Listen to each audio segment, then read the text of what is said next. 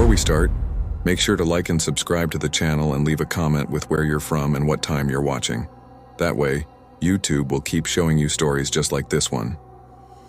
Now let's begin. I'd spent a few days in Austin visiting friends. Since I live in Louisiana, it's basically an all-day drive. On my last day, my old friend Tom commented on one of my Instagram stories asking when I was leaving. I told him today. He replied that he lived about an hour outside of Austin, right on my way home. I hadn't seen Tom in years and it sounded nice to catch up. He said I should stop by and I figured, why not? My GPS said it was about an hour and a half drive. Tom and I had been friends in high school but drifted apart after graduation. We still followed each other online, but we hadn't actually spoken in years. When I pulled up, his house struck me as old-fashioned, not run-down, just aged. The wooden porch groaned under my steps, and when he opened the door, I caught a scent of old wood and something rustic, like a cabin. Tom was warm and welcoming, giving me a hug and pulling me inside. Some friendships stay the same no matter how much time passes. The inside of the house looked just as dated as the outside. The furniture felt like it had been there since the 70s, and every step on the hardwood gave a soft creak. It had that Texas charm, like stepping back in time. We sat in his living room, catching up and drinking whiskey. By about 5 p.m., one drink had turned into two into three, and before I knew it, I was drunk. The alcohol's warmth made the room feel both cozier and heavier. Hours passed in minutes. We were laughing, swapping stories, when Tom asked the question I knew he'd ask. "You've got a long drive back. Why don't you just crash here?" He was right. I wasn't in any state to drive. I agreed, asked if I should take the couch, but he said, "Nah, I've got a spare room. Nothing fancy but better than the couch." That was good enough for me. We ordered Chinese food, ate, and after a while he led me to the spare bedroom. I didn't pay much attention to the room because I was hammered, but I remember the air felt still, like it hadn't been used in ages. I barely registered my surroundings before collapsing onto the bed. Sometime in the night I woke up. My mouth was dry, my head spinning, the room dark except for slivers of moonlight through the blinds. That's when I saw it. In the far corner, hanging on the closet door, was something. At first it looked like a long black trench coat on a coat rack, but as my eyes adjusted, the shape felt wrong. It had broad shoulders. The way it hung made it seem less like fabric and more like a silhouette. My heart pounded. I didn't remember seeing it when I'd stumbled into bed, but I'd been drunk. Maybe I just hadn't noticed. I rolled over, telling myself it was just a coat, nothing more. But I couldn't help peeking again. Still there. I squeezed my eyes shut, took a deep breath and forced myself to sleep. I don't know how long I was out before waking again. This time it wasn't discomfort. It was sound. A slow, soft creak, like someone carefully stepping on an old wooden floor. My eyes shot open. Dawn light crept through the blinds. I turned toward the corner and my stomach dropped. The coat was gone. I sat up so fast my head spun. Fear and leftover alcohol buzzed through me. I scanned the room. Nothing in the corner. Just an empty closet door. I threw the covers off and rushed to Tom's room. He was snoring, unaware of the panic tearing through me. I shook him awake. "The coat," I said, breathless. "The one on the closet door in the spare room." He blinked at me, confused. "What coat?" "The black trench coat. It looked like a person." Tom sat up, more awake now. "I don't own a trench coat, man. I don't even have a coat rack in that room." I stared, waiting for him to say he was joking. His face stayed serious. "Come look," I said. He sighed, got up and followed me to the spare room. I pointed. It was right there. Tom scratched his head. "Are you sure you weren't dreaming?" "I know what I saw," I said, voice shaking. I woke up, it was there. I woke up again and it was gone. We stood in silence, the air pressing in on us. Finally, Tom exhaled and said we should check the house. We searched every room, closet, and corner. Nothing. No signs of forced entry, no weird codes, nothing to explain it. Eventually, Tom tried to convince me I'd been in some kind of half-dream state. I wanted to believe that, I really did. As soon as the sun was fully up, I grabbed my stuff, said goodbye, and hit the road. I almost felt guilty leaving him there alone. The whole drive back to Louisiana, my mind circled that moment, waking up to that coat-like figure in the corner, and the way it was gone by morning. Maybe Tom played a cruel prank on me, but he's never admitted it. Or maybe, just maybe, someone had been in that house watching me sleep, and decided to leave before the morning came. I was 18 when this happened. My parents, my friend Anna, and I were on a road trip in Sweden. We had an 8-hour drive from home and planned to visit a theme park, then camp overnight. We hadn't booked a campsite in advance, figuring we'd find one when we got there. When we arrived in the city with the theme park, we decided to visit the park the next day and just needed somewhere to sleep. My dad searched online for nearby campsites. The one that looked best and closest was fully booked because of a huge soccer tournament. Every place he called was either too expensive or too far away. With no luck, our only option was to find a spot out in nature. We set the GPS for the nearest forest parking area to avoid fines and ended up at a nature reserve. When we arrived, there were still a few hikers around. We asked if it was okay to set up our tents there. One woman told us it was fine and that parking attendants didn't come by.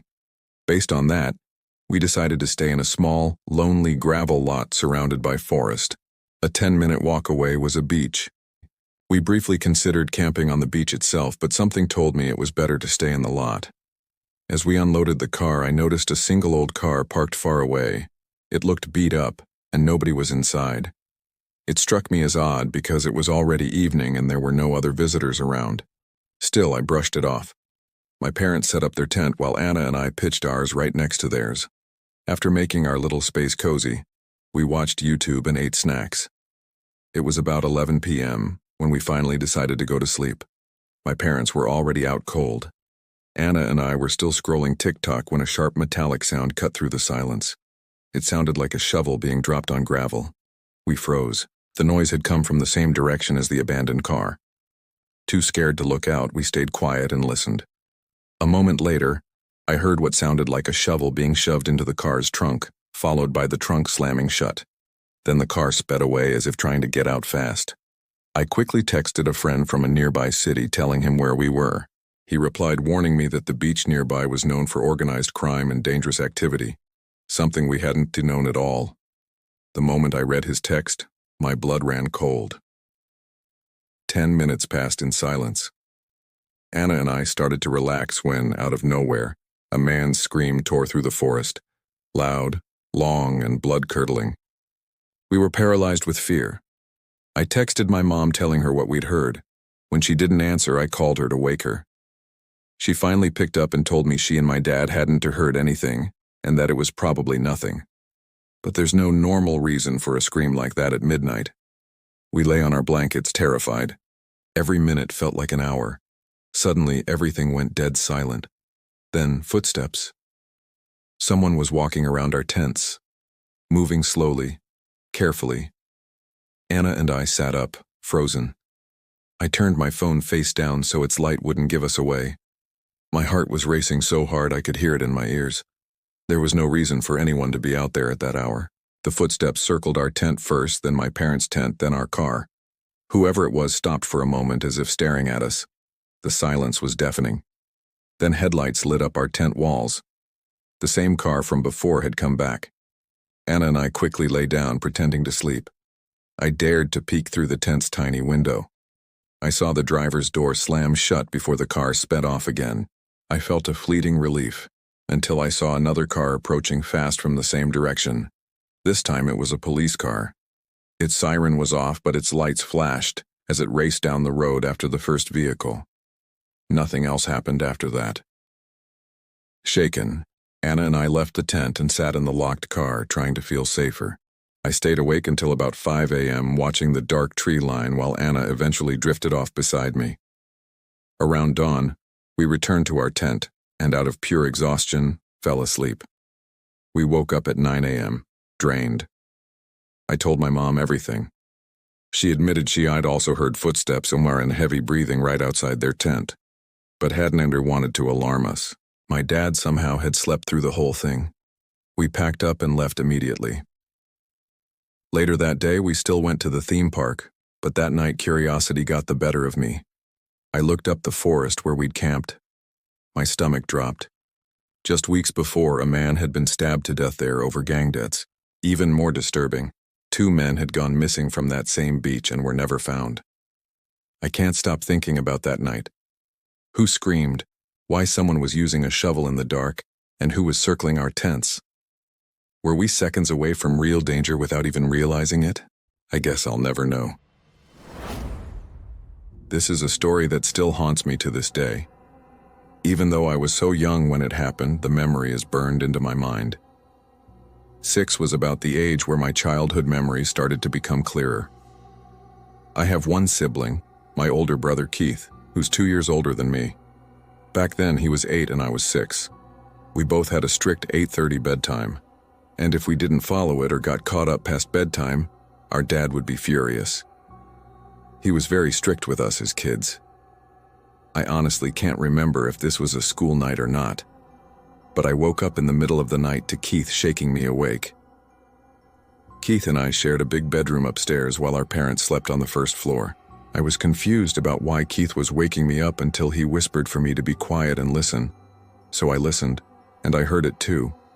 Our mom's voice, faintly calling for us from downstairs. It was soft, like a whisper. I started to get up to answer, but Keith grabbed me and said he didn't think it was Mom. I told him to stop trying to scare me, but he insisted I listen closer. I got out of bed and crept toward the bedroom door. Just outside our room was a short hallway leading to the bathroom, and another spare bedroom where our grandma slept when she visited. Directly to the right was the stairway downstairs, which had a door. I pressed my ear against our bedroom door and the voice became clearer. It was calling our names. Keith. Mikey. It sounded exactly like Mom. I turned to Keith and said, "That's Mom." But he whispered back, "No, it's not." Somehow, even as the younger brother, I ended up being the one brave enough to open the door. The voice stopped as I cracked it open. I whispered to Keith that Mom must have walked away, but he shook his head again.